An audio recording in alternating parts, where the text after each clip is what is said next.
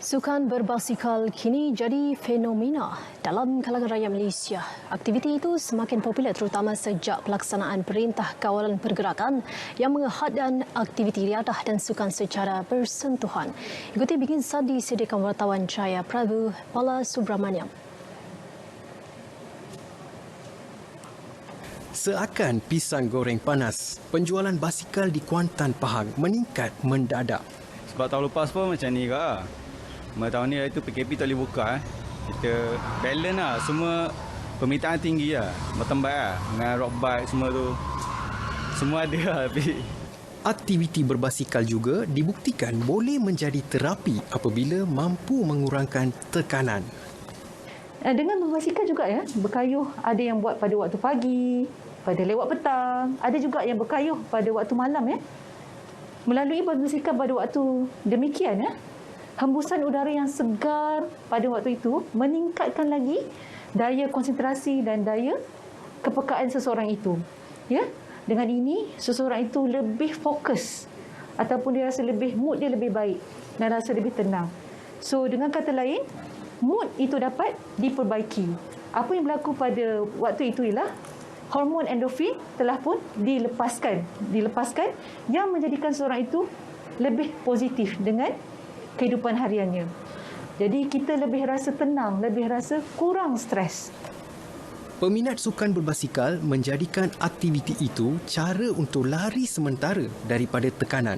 Bagaimanapun, mereka memandang serius faktor keselamatan memandangkan aktiviti itu perlu dilakukan di atas jalan raya. Bila orang kata terlibat dengan aktiviti kayuh ni, paling utama kena faham daripada sudut peraturan jalan raya itu sendiri. Peraturan jalan raya, laluan mana kita nak ikut dan siapa yang orang kata paling biasa berkayuh. Maksudnya dia boleh guide kita.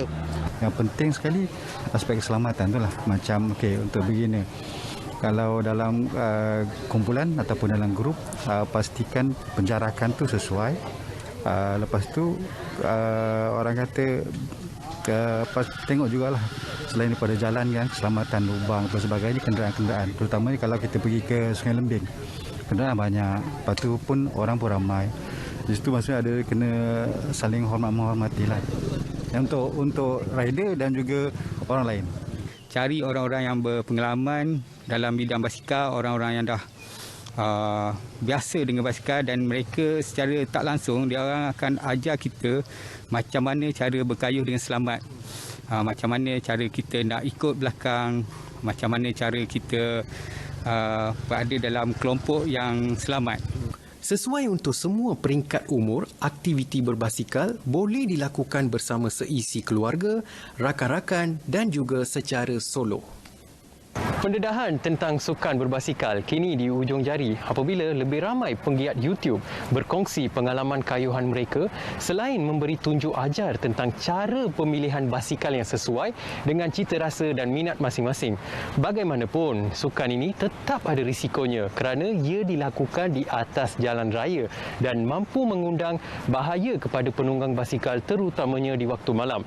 Oleh itu, anda yang baru berjinak-jinak dengan sukan basikal ini haruslah memastikan aspek keselamatan ketika melakukan aktiviti kayuhan dan jangan jadikan jalan raya sebagai arena mempamerkan aksi berbahaya semata-mata menunjukkan kekuatan stamina kita ataupun nak peroleh tanda suka yang banyak di media sosial.